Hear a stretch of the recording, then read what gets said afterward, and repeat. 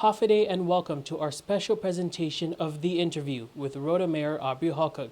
We sit down and ask her about her first year in public office. All right, Mayor, it's a new year and it's also your first year in office. So looking back, how would you say your first year went? It was a challenge. It was a very difficult year for us. We went through austerity. We went through two natural disasters. We went through Super Typhoon Mawar and Balaven. And just all in all, really trying to balance, the limited resources we had to really push the many projects and programs that we wanted to execute last year. But we were successful. I'm very thankful to have a good group, a good partnership with our Rota legislative delegation, who are very supportive of what we're trying to do, with our members of the municipal council, their staff, my resident department heads, their staff, and of course my hardworking staff, to really put the time and effort to just be creative and make do with what we have. And I'm just very thankful for our people to be patient with us as we just maneuver through all of that and just to really try to push forward, again, our agenda this year. And so a large question on people's minds is, what does austerity look like? So what will it look like this year and developing into the later part of the year? Can you just break down for us the hours cut, maybe any potential furloughs, cost-cutting measures? What does that look like for Rota?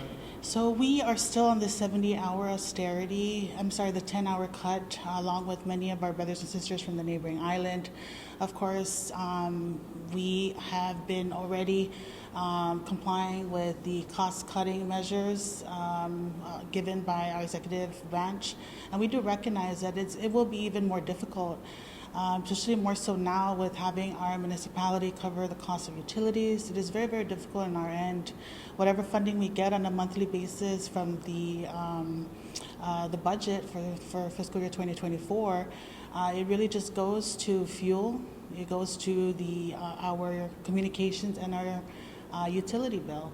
And so that really takes up the bulk, or not all, of our funding. And so it leaves very minimal flexibility for us to use for operations. And so this is where the partnership and the support from my delegation is really critical to help us provide or get the financial resources we need to move these things around.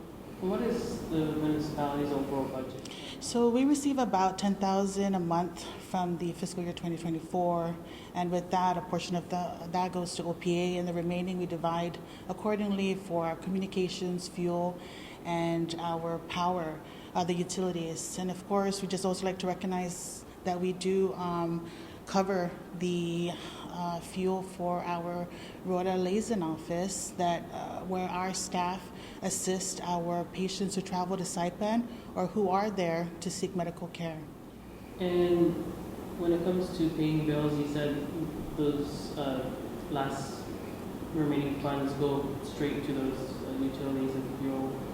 I know Tinian, for instance, has had issues with their utilities, like for instance at the Nauku Center. Are we having to disconnect, or do we face disconnection for any of those services in the coming months? So we've been able to just somewhat plan ahead. We had to move some funding around with the help of CUC, where we had some available prepaid accounts that had balances. We were able to maneuver them around to shift them where they need to be shifted. Presently, our Department of Public Safety and our DFEMS, some of their buildings are under prepaid meters, and so these are critical departments that provide services to our people. So we want to ensure that there is no disconnection at all, because we need to maintain these connections or lines of communications between our people and our respective departments. We'll have more of our interview with Rota Mayor Aubry Hocog right after this.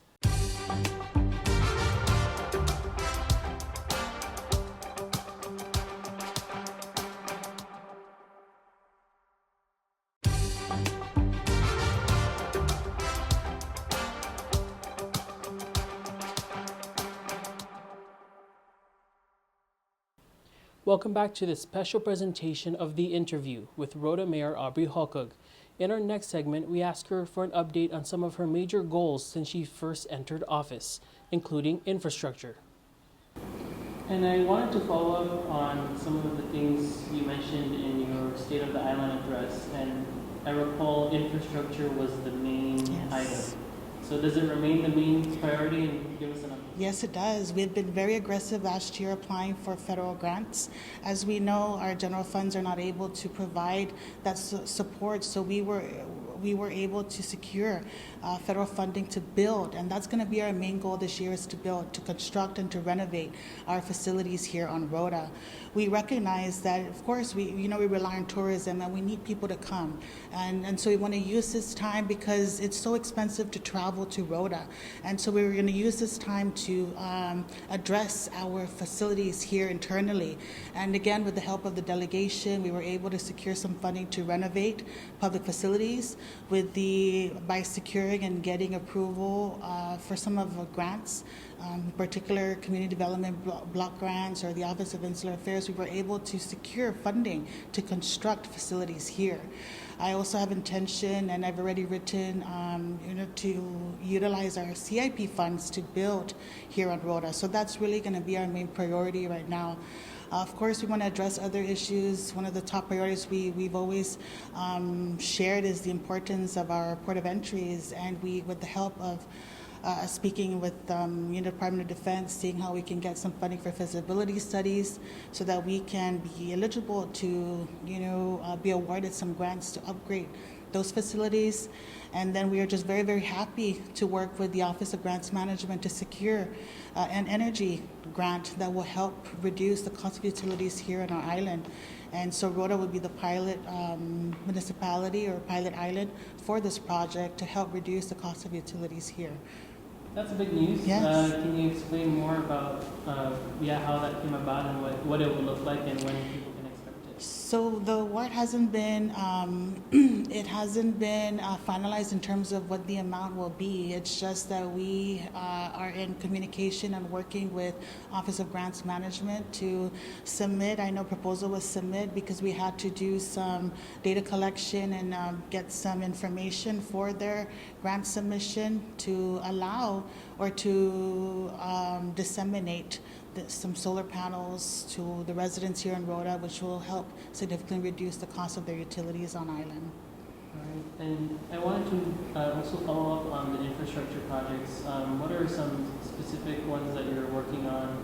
I know last you mentioned in your speech road repairs. You just mentioned public facilities. But yeah, are there any new projects on the horizon? Yes, and so one of the things I shared earlier is that Rota garnered all the grants for CDBG this year, and two of the main things that were awarded is the multi-purpose center. This will be built at the San Apollo 3 Park along with about 9 semi-concrete structures. So this is going to be a facility that will be utilized for community purposes or any other educational or cultural programs that we would have. And these facilities are critical for us if we want to expand and host programs. We need to be able to have a facility that can accommodate, the programs that we envision to expand, our ideas further. We also are currently working very hard on renovating the Aslito and Navy Hill facilities on Saipan. We are just in the process of procuring all the materials, the construction materials needed, and we will be sending some personnel to Saipan alongside, hoping to collaborate again with the Department of Corrections and utilize their great team to help renovate those facilities so that we can ensure a safe and secure place for our patients in Saipan.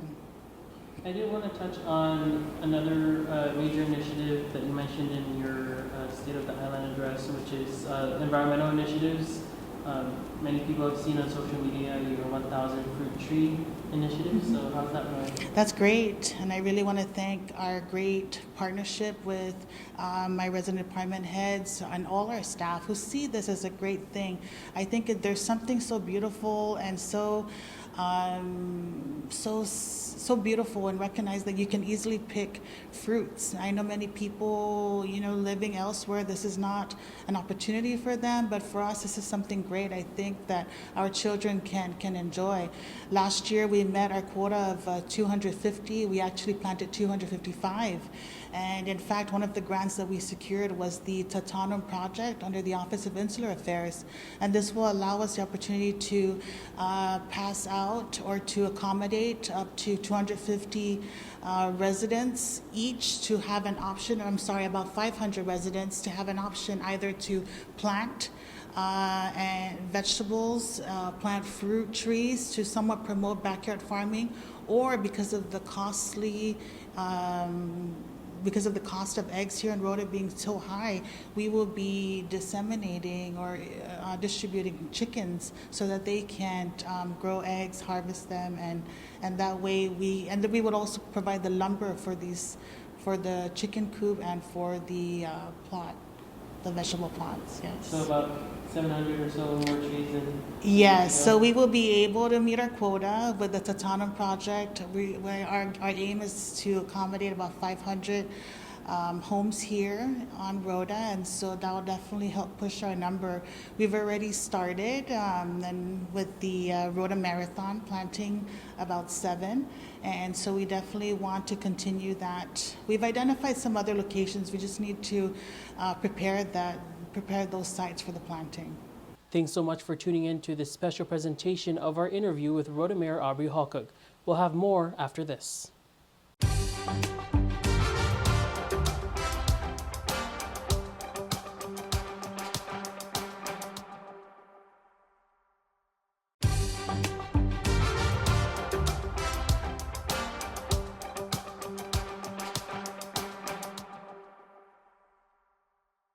And we're back with more of our interview with Rota Mayor Aubry Hocog, who shares more about her recent initiatives. And I also wanted to ask about your initiative to remove livestock, appliances, and vehicles, right? Solid waste management is always difficult. Yes. So, what's the progress on that? So we were working with FEMA. Mr. Patrick Guerrero is great alongside Mr. Brian, Mr. Nicholas, to help us do a one-time collection. And so we are just awaiting approval from FEMA in regards to that. But we do have plans to collect one-time white goods, to collect used tin, metal, and even some of these vehicles that are an eyesore to our island and community. So we just ask for our people's continued patience as we address all that, because we currently do not have the financial ability to do that on our own. I wanted to talk about the military now. What are the developments on that front, and what can Rota see? What are your plans, for the military here? Well, we're just in talks but we've had a team come over and assess our island to see what could be welcomed here on Rota. Of course, we always want to caution, any plans. We want to make sure that the safety of our island, safety of our environment are always a top priority. And so there really hasn't been anything set in stone here for Rota. It's just assessments or, having teams come over and take a look at what Rota has to offer. But there are some people who have provided or are willing to provide support in terms of funding for feasibility studies to help us, again, augment our facilities that will address many issues, for example, like the transportation issue. And so that's something we're very hopeful, and this type of assistance will definitely help us be eligible for grants that can help us provide the financial, the source of funding to expand and upgrade our port facilities. Yeah, I know you've attended the Quality of Life Expo, Yes. I think is what it's called, and then obviously this administration also supports military tourism. So is that also something you're still pushing for? Yes, it is. And in fact, and this is what has coined our term, if you see behind me, Rota as the jewel of the Marianas is what our slogan to really promote and market our island. We have great plans to expand the recreational facilities here, to encourage or open hiking trails, to welcome many of the people from the island of Guam. As I've shared in the past, Guam is the market that we like to tap to really help increase or boost our local tourism here. But of course, the financial cost to be transported or to fly the road is very costly, and many people have expressed their desire to come visit our beautiful island. It's just too costly, and I'm very hopeful. I've met many investors who are interested and who see a great opportunity to invest on Rota, and with their plan to looking at public lands, they do have plans to include investing on airline transportation, and hopefully this will help reduce or somewhat provide opportunities or a cheaper option to travel to Rota. And investing in airline opportunities means potentially opening up an airline here? Yes. That's what many of them have shared with me. So we're very hopeful, and these plans can't happen without the collaboration support of many autonomous agencies, our central government. And I just also want to say that last year we would not have survived without the support of Governor Palacios, Lieutenant Governor Apachang, who were really critical or were very vital to help us secure some funding to clear some liabilities that by the end of the year, December 30, in fact, we received word and approval from the Attorney General and procurement offices that with the lapse of fundings we had, we were able to cover some of these liabilities that we've inherited.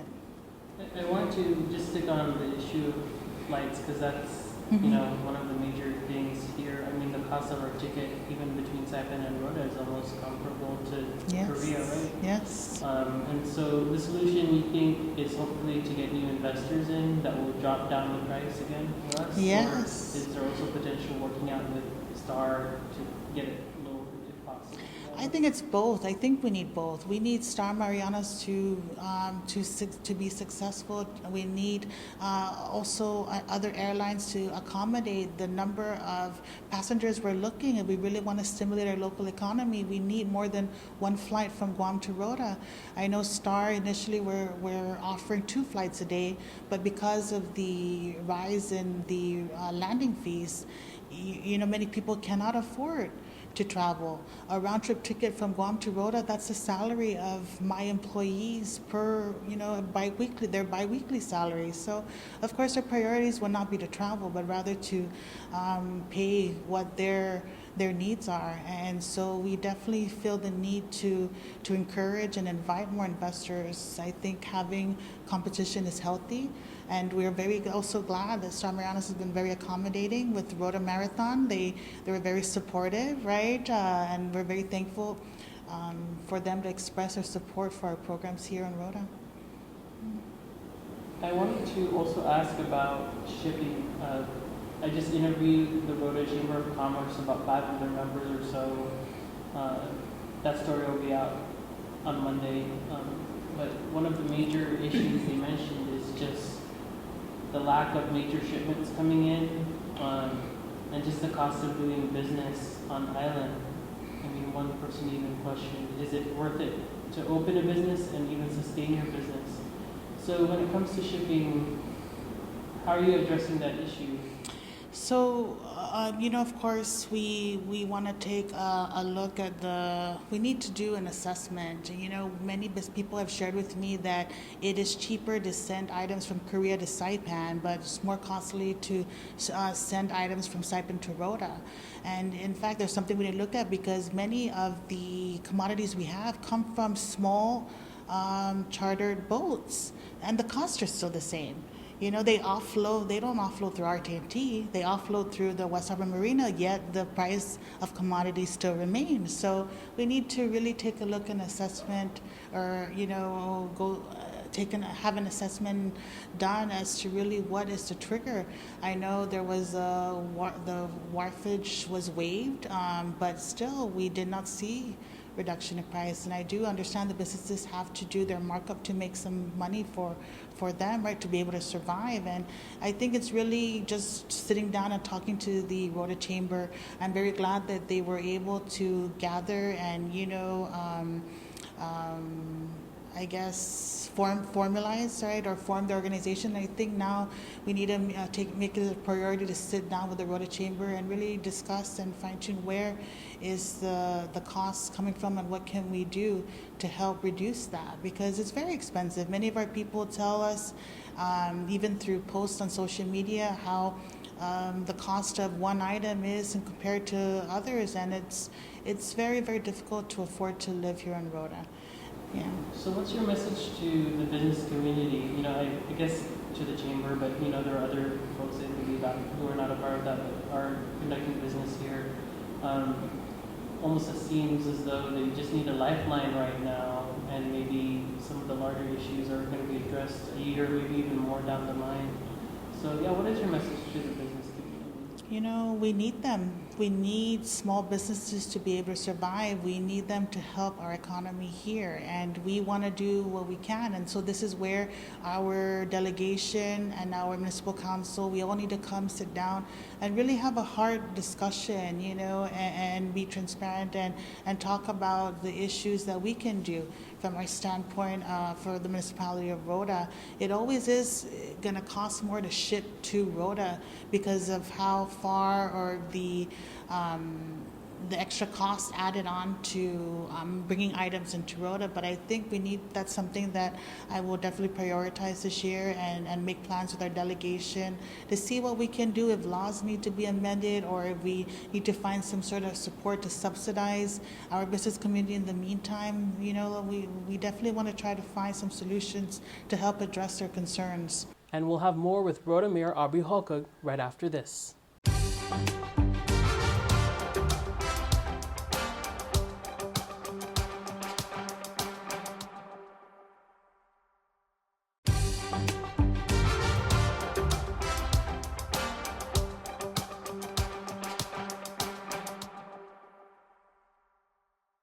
And before we wrap up the show, we asked Mayor Aubry Hocog to evaluate her first year in office. And one of the concerns that I feel is one of the more tangible, immediate things that could be done is the setup of the marina. My understanding, the east dock is just for marine recreational, right? Yes. And the west dock is where everything comes in. Yes. And so the chamber also sharing that it's not really an ideal setup at the dock where they're allowed to have their goods come in, because the item has to be touched 3 times before it even makes it onto their truck, right, from down there to up there. So that's results in more time, more labor, more manpower. So can you address that concern on improving the marina setup? Well, this again would require feasibility studies to be done. Only then can we utilize that assessment to be eligible for grants, because we do not have the financial ability to upgrade or renovate the marina as is to accommodate what the businesses want. So I think really sitting down with them and hearing, because they may have great suggestions that could help us make the marina more efficient, right?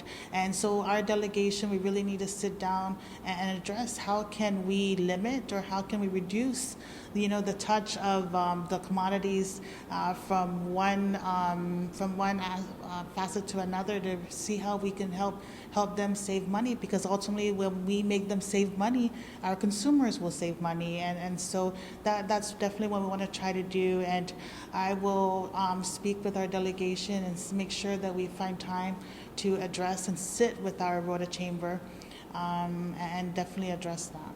All right. We're going to just be wrapping up in a few minutes, so I just wanted to ask you, looking back, what would you say was your biggest success and your biggest challenge? So just want to... So my biggest success was just building the relationships I have with the executive branch, working with the governor, the lieutenant governor, the public assistance office, procurement, really, and all the federal and local agencies that have really assisted our island one way or another. We would not have made it without everyone pitching in for Rota, even all the people with their kind hearts, wanting to help out, donating items to our island. I think building these relationships and partnerships was critical. It will be critical for me moving forward. Rota, again, has it the hardest, and so we definitely need these support systems in place to help us And so I'm very thankful for that.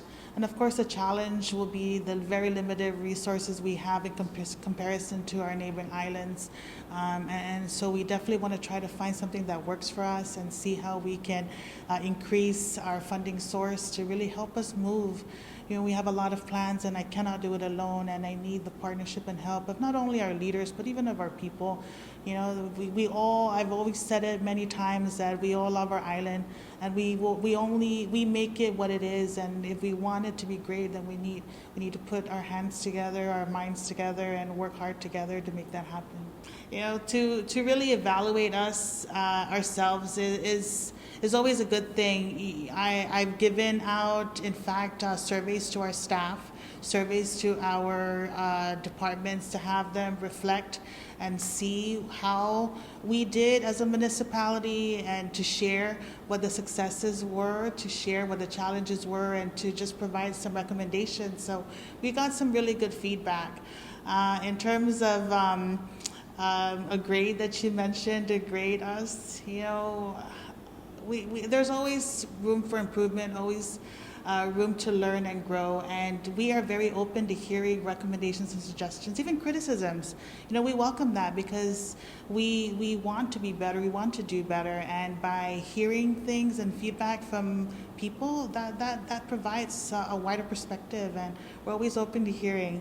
And what did the governor say? A for effort? I love that, right? And so, but I would really just like to thank my staff, my cabinet, their staff, you know, the members of our leadership, the municipal council, our Rota legislative delegation, and really thank our executive branch for really just helping Rota this past year. It was a very difficult time. It was a challenge, and many people laugh and tease me, right? That, you know, my first year, but they always share that it will help me be a better leader, and I agree wholeheartedly. Going through these challenges, we learned, and that way we can best be prepared for any hurdles that come our way. But I really truly believe in the value of teamwork, and that no one person can do it alone. And so I hope that our people, my cabinet, our leadership of Rota, along with the executive branch, continue that relationship, because it's only for not only our people of Rota, but for the people of the Commonwealth. Thank you so much for joining us for our special presentation of our interview with Rota Mayor Aubry Hocog as she marks 1 year in office. I'm Tomas Manglona reporting on Saipan.